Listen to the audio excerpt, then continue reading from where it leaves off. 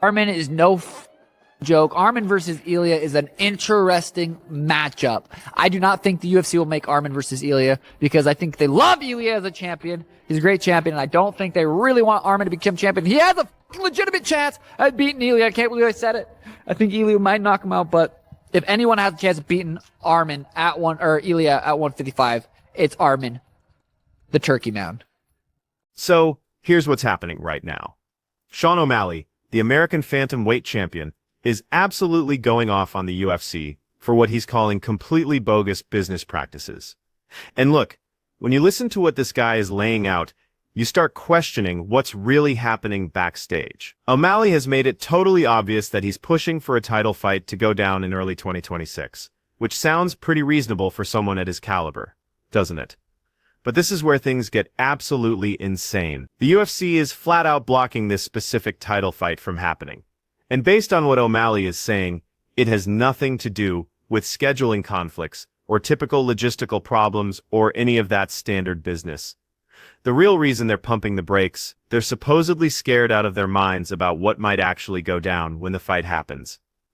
Just sit with that for a moment. A massive fighting organization is so paranoid about how a fight might end that they won't even put it together. That's not just sketchy. That's a completely different kind of behind-the-scenes control happening in this sport. And last one from me. Earlier today, Islam Makhachev did an interview and said he's not ruling out coming back down to 155. But if it was up to you, would you rather fight him at 170 to get that third title, or would you be willing to fight him at 55 because that's the division that people say he might be the best at? It would be much better for me to fight him in 170. And I will beat him and get the third title. That will be the best scenario for me. So the American fighter has pushed his criticism of the UFC even harder now, and he's definitely not holding back with what he's putting out there either. He's claiming that the promotion is way too scared to put together this specific matchup, and he's dropping actual names in this whole situation too. O'Malley is saying they definitely will not book Arman Tsarukyan against the current UFC lightweight champion Ilia Topuria. And if you've been keeping up with the lightweight scene recently, you know that's exactly the kind of fight that should happen based on rankings alone. But Topuria has completely different ideas cooking in his mind, and what he's putting out there is honestly pretty wild. This dude is actually willing to give up his second belt, just walk away from that championship, purely to get the opportunity to step in there with Islam Makhachev. That's the level of obsession he has with that specific matchup. When you see a champion ready to surrender a title just to make a statement and face one particular opponent, you understand there's something way deeper motivating him than just stacking up more hardware. Давай предположим, что все случилось, Tsarukyan с Topuria дерутся. Ты кого видишь в этом поединке? Наверняка этот бой ты себе представлял. Ты кого видишь фаворитом в этом бою? Я не вижу шансов у Topuria. То есть ты считаешь, что Арман... Я на ударки тоже не даю. Арман слишком дистанционно дерется. С ударниками держит... дистанцию хорошо, ногами лучше работает. И сейчас уже Арман слишком хорошо, у него есть материал, который он может посмотреть и хорошо изучить. So with all the wild speculation floating around Islam Makhachev and Ilia Topuria, and trust me, this topic has been dominating every single MMA discussion lately, former lightweight champion Khabib Nurmagomedov decided to throw even more fuel on this fire that's already burning hot. And when Khabib opens his mouth, the entire MMA world stops and pays attention. Because this man understands lightweight division politics better than almost anyone alive. He brought up something that most people had been sleeping on completely, that Arman Tsarukyan's physical size benefits with his crushing wrestling foundation and that absolutely relentless energy he brings into every single battle might actually pull Topuria into some really dangerous territory if those two ever actually met in the octagon. Khabib wasn't just randomly throwing names around for headlines either. He was breaking down a tactical assessment based on fighting styles and potential problems. His message was totally clear. Everyone's so obsessed with Islam as the ultimate boss of this weight class. But the real future danger that people should be keeping their eyes on isn't just Islam Makhachev sitting alone at the summit. It's Arman Tsarukyan, who's quietly transforming himself into a complete stylistic disaster for anyone ranked in the top 5, including every single champion that keeps getting talked about. To start this thing, put that on Paramount Plus, watch the subs just skyrocket, right? After doing some, now, and I said multiple times, I said, please, I want to be very clear. I am not saying that Paddy deserves this more than Armin, but I'm just saying because he hasn't fought, because Ilya hasn't fought, and I suspect they want to get into a training camp. If they haven't even started one already, I suspect they're going to want to announce this, get rolling with the promotion. There's a lot of history there, and you have Armin sit in the front row, and you say he is next. Like, let's get some decorum here. Let's start figuring out who's next. What's the pecking order? People misunderstood what I was trying to say. There's like, what? You're saying Paddy above Armin? No, I'm not saying. But if you watch fighting for more than 6 months, you understand that a lot of this is based on timing.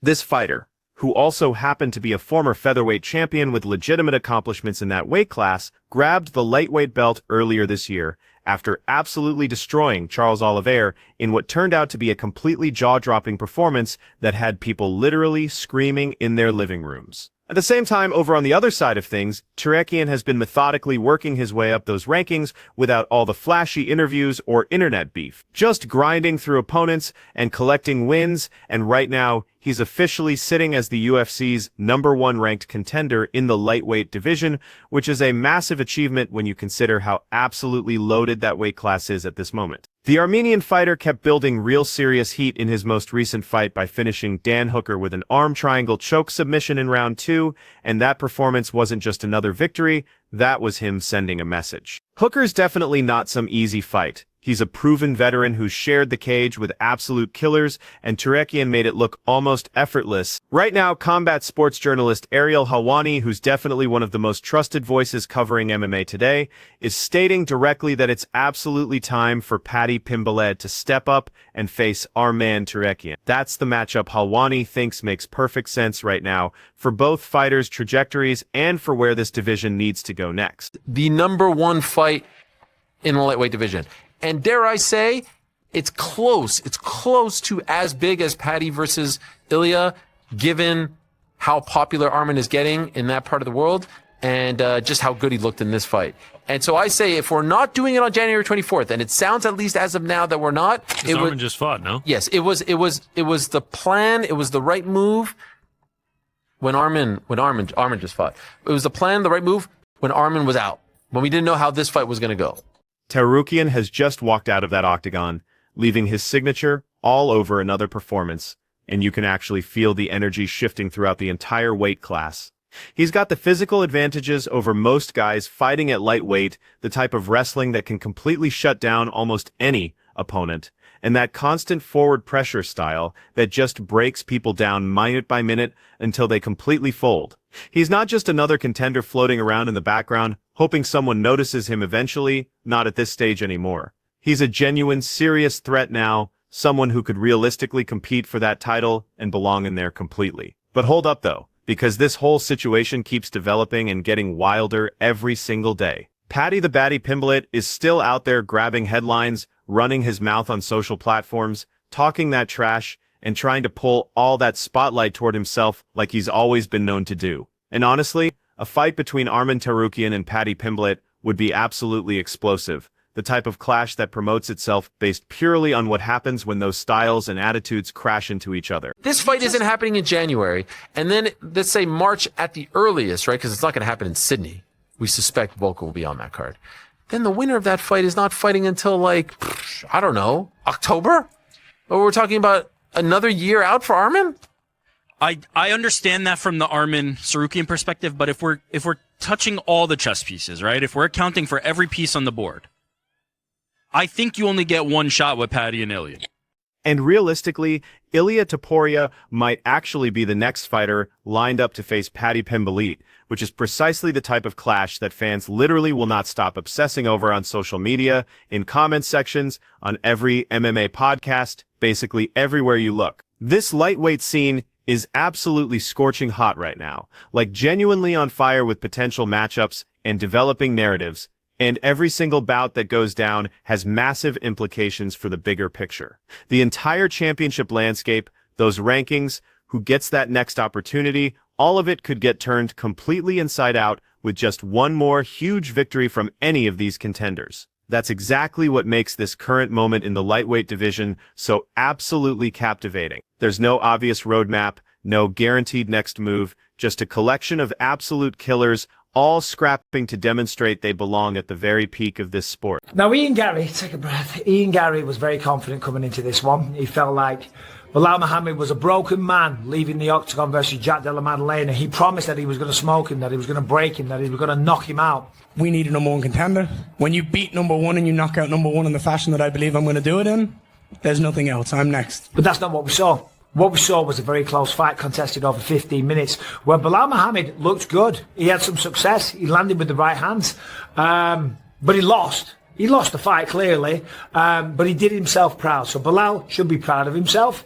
After putting together a solid winning streak, Topuria is expected to step back into action for the UFC's first big event of 2026, which matches up perfectly with how the promotion typically handles champions coming off major victories, but this is where everything gets really messy. Multiple big names are genuinely being considered as his potential opponent, and the UFC hasn't given any clear signals about which direction they're planning to go. Justin Gaethje and Paddy Pimblett have both been getting mentioned over and over as possible opponents, and both fighters have completely different arguments for why they should earn that opportunity. Gaethje has made it totally transparent, like zero confusion about it, transparent, that he's walking away from the UFC completely if he doesn't land a title shot next year, which is a pretty intense ultimatum to put out there, especially considering that he's already come up short in previous championship attempts against both Khabib Nurmagomedov and Charles Oliveira. So it's not like this would be his first rodeo, but Gaethje obviously feels like he's put in the work for another opportunity. Meanwhile, Pimblett and Topuria have been going back and forth with insults for months now, keeping that tension bubbling on social platforms, and Pimblett is saying he's coming back hungry in 2026 and demands his chance at the lightweight champion, and he's definitely not being quiet about targeting Topuria specifically. Former UFC fighter Michael Bisping didn't hold anything back when he analyzed the recent battle between Ian Gary and Balamaha.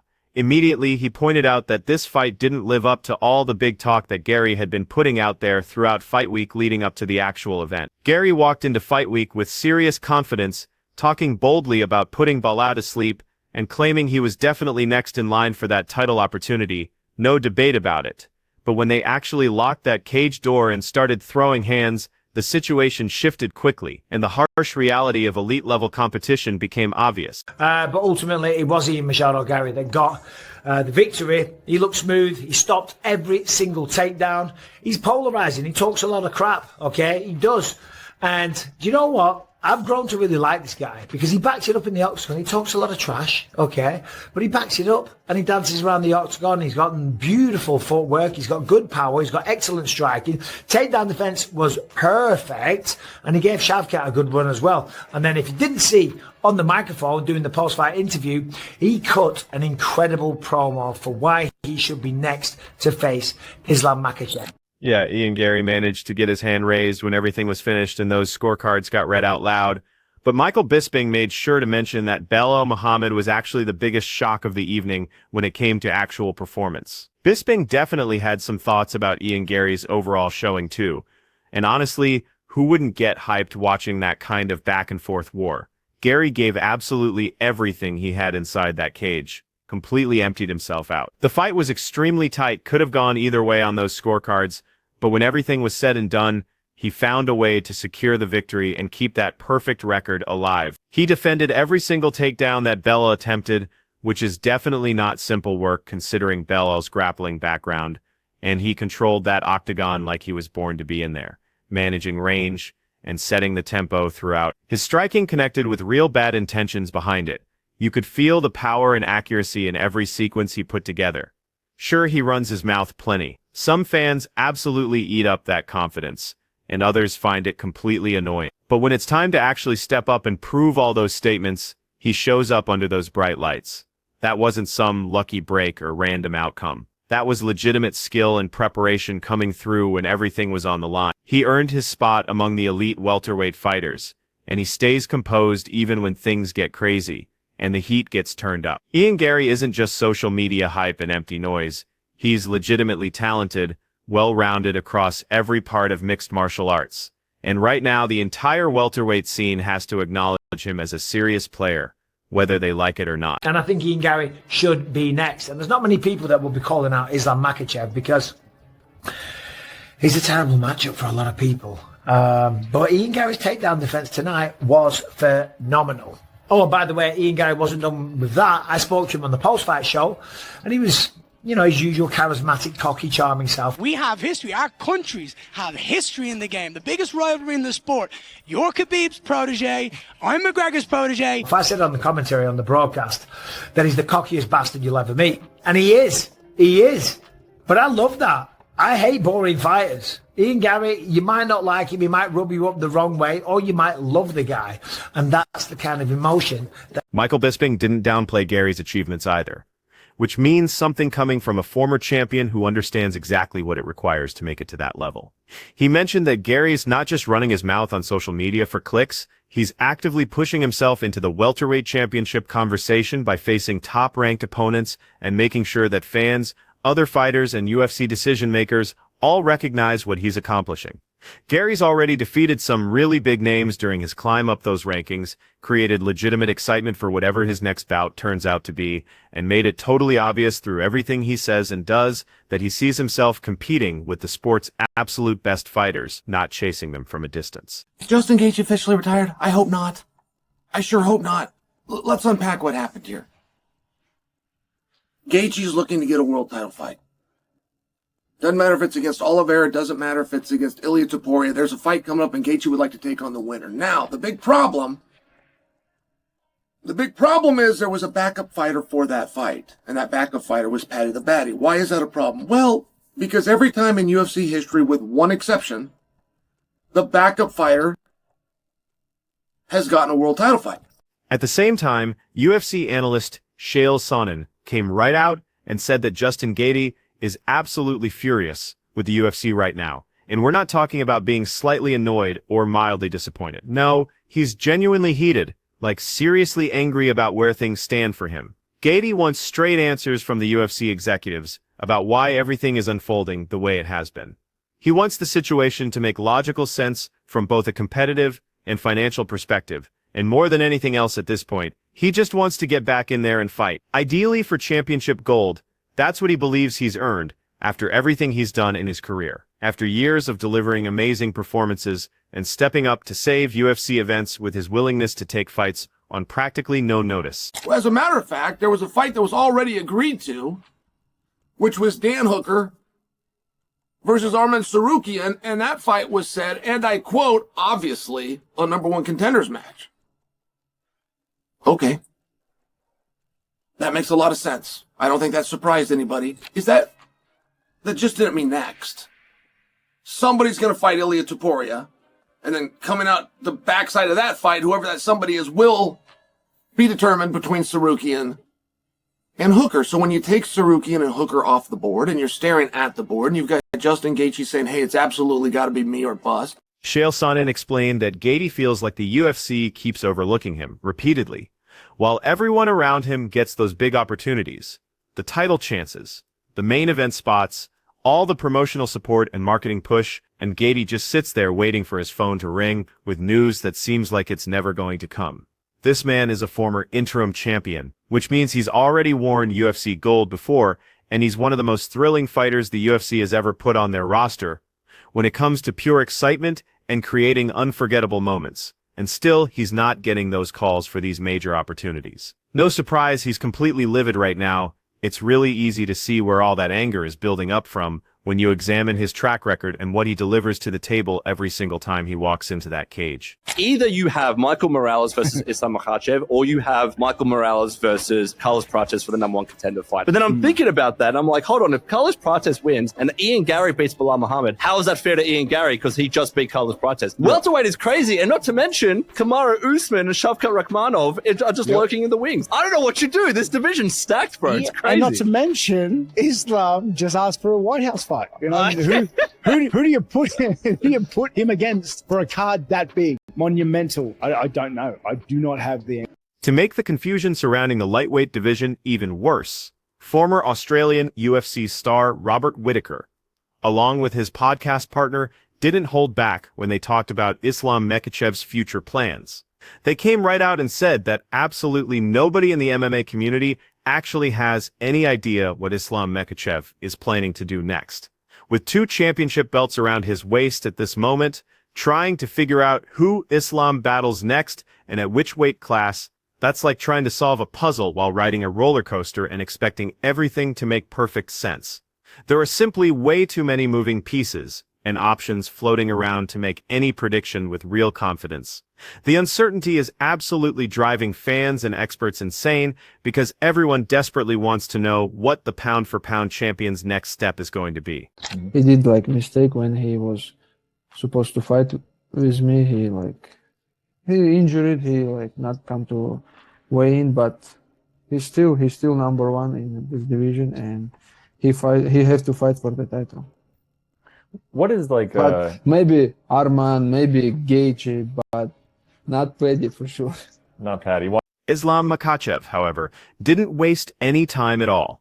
When somebody asked him about Ilia Toporia's next step and who should be standing across from him, Islam immediately went for the biggest names in that weight class, calling out Arman Tsarukyan and Justin Gaethje without even hesitating for a second. In Islam's mind, and he's been totally upfront about this in public, those two fighters represent the real test in the lightweight division at this moment, the final hurdle before title shots. If Ilia wants people to respect him as a genuine lightweight threat and not just some featherweight moving up for a bigger payday, he needs to beat one of these guys and demonstrate he belongs at that elite level of competition. Arman fights like a hurricane that never dies down, just constant aggression from that opening bell, insane tempo that never slows, just endless forward pressure and intensity from beginning to end that destroys people both mentally and physically. Then you've got Gaethje, who's basically a knockout artist waiting to explode every single moment of every round. This guy can flip a fight completely around in an instant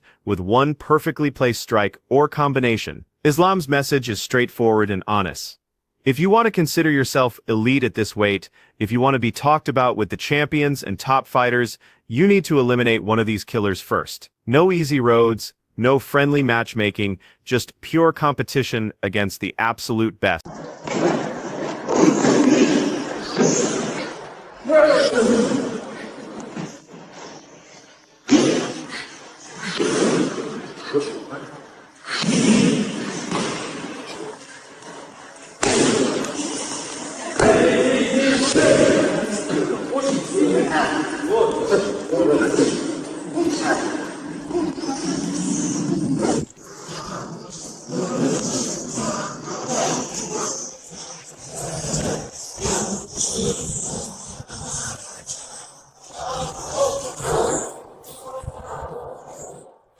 Islam Makhachev is performing at a totally different standard from everyone else competing right now, and honestly, there's no comparison when you study his fights and stack his performances against other champions. Only a handful of fighters in the complete history of mixed martial arts ever achieve this type of control, where they're obviously a level beyond everyone else in their weight class, and at this moment, Islam is definitely that fighter with everyone gunning for his position. What absolutely amazes me when I watch his performances is how incredibly effortless he makes everything appear against world championship level competition. He glides through elite opponents like he's taking a relaxing walk through his neighborhood, barely working up a sweat, even in those championship rounds while his opponents are gasping for air and just trying to survive. It's like he's competing in a completely different sport than everyone else. There is elite, and I think Islam is elite.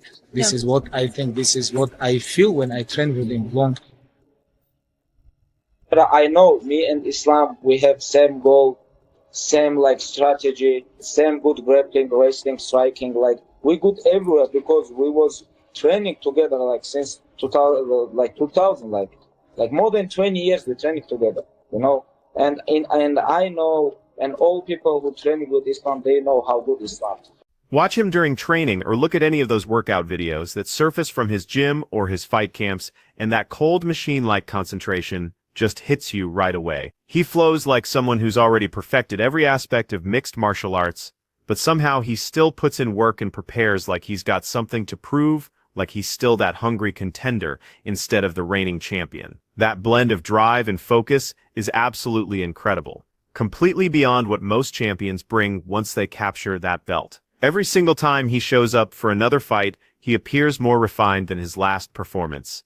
More powerful, quicker, more technical across every element of the game. Like he somehow found a way to level up since the previous time we watched him compete. It's like he keeps discovering new versions of his abilities, finding new skills and perfecting existing ones to heights we haven't witnessed before. Just study his performances. Watch the footage. This man is operating as a true champion should in every possible way.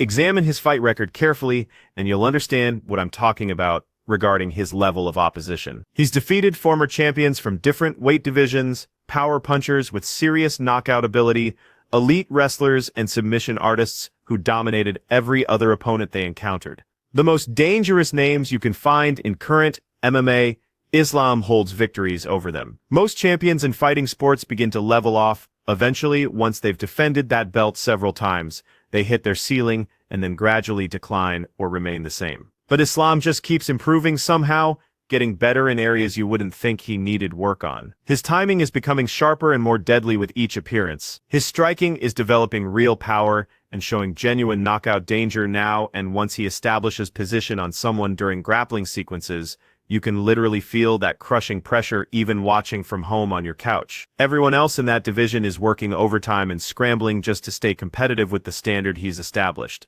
But Islam's reaching another level that they can't seem to touch. He's growing in real time right in front of us, and honestly, that's what makes him so completely terrifying as a champion and a fighter. He's not content. He's not coasting. He's still chasing perfection.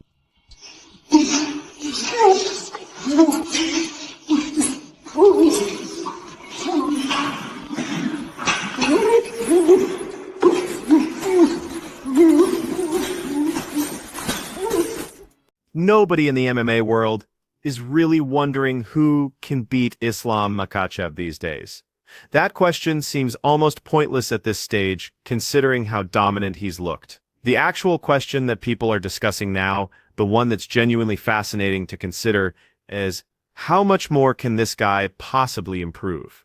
What's his absolute limit? Has he even found it yet? His preparation is completely dialed in with one of the most successful teams on the planet. His mindset never breaks under stress or challenges, and he enters that cage every single time with that unbreakable Dagestani confidence and belief that comes from years of world-class training and fighting. If this represents what true excellence looks like in mixed martial arts, if this is the benchmark we're using to judge champions, then everyone else in the lightweight division and everywhere else is basically just competing for runner-up behind him. Where I remind you that Justin Gaethje, on a short notice as a 2-1 underdog, came in and beat Fatayev. Justin Gaethje put his entire career, his ability to main event, he put everything on the line and did it successfully, and he would like something for it. Chael Sonnen went on to clarify that Justin Gaethje is absolutely not done fighting, regardless of what some speculation might indicate. He's just angry about his current circumstances. And honestly, he has every reason to be frustrated considering his achievements and what he contributes to this sport. Gaethje wants a championship fight. It doesn't matter to him if it's against Charles Oliveira or Ilia Topuria, or whoever ends up wearing that belt across from him in the cage. He just wants whoever emerges from the title picture. That's his only request. That's what he's demanding. But the path to that championship opportunity is now blocked by situations beyond what he can control. And Gaethje is absolutely enraged with the UFC and how they're managing the lightweight matchmaking process. Chael explained what he believes is the actual issue creating this anger. The UFC selected Paddy Pimblett as the official backup fighter for the upcoming title fight. Now, why does that matter so much? You might be thinking, well, except for one unusual situation in UFC history. The backup fighter almost always receives the next title opportunity after the planned championship bout takes place. That's simply how the process has operated historically. So now Gaethje finds himself stuck on the outside looking in, watching someone else get positioned for the shot he believes he's worked for. And you got Paddy the Baddy that's completely undefeated in the UFC, plus has an organic face-off. You're put in a pretty interesting position. I mean, you've got a lot of correct answers. As a promoter, you dream of being in a position like this. You dream of having 3 and 4 and 5 guys that can all draw, sell, and bring attention no matter how you do it. But you also have to pick one, and there's a rumor, and the rumor is that in January on Paramount for their debut, they're going to contest the lightweight championship of the world, which means Ilia Topuria will be there. Chalisonen explained the situation perfectly on his program, when he detailed how the lightweight division became total madness practically overnight. The UFC initially arranged Arman Tsarukyan versus Dan Hooker as an official, clear #1 contender bout, and everyone following MMA assumed they understood exactly what would happen next in terms of booking fights. Ilia Topuria faces his next scheduled challenger in a title defense, and then whoever won between Arman and Hooker would get that title shot immediately after that next in sequence. Clean, logical, makes total sense, right? It seemed perfectly reasonable from a competitive angle, and everyone accepted that as the direction things were heading. Then, totally without warning and without much reasoning, everything flipped completely in just a matter of days. The UFC completely canceled the Arman versus Hooker fight altogether, removed it from the calendar, and now Justin Gaethje is making serious waves on social media and in interviews stating loudly and repeatedly that he deserves to be the next title challenger, instead of waiting behind anybody else. So what's next for these MMA superstars who are all chasing that same goal? Ilia Topuria's pursuing greatness and legacy in a manner that very few fighters ever do. He's targeting the biggest names across multiple weight classes, hunting that third championship belt like it's written in his DNA, and making it completely obvious to everyone watching that he wants a guaranteed place discussed alongside the all-time greats when his career is finished. This guy's fearless about who he challenges, starving for the most difficult tests available, and honestly, he appears ready both physically and mentally for whoever decides to step up and test him next.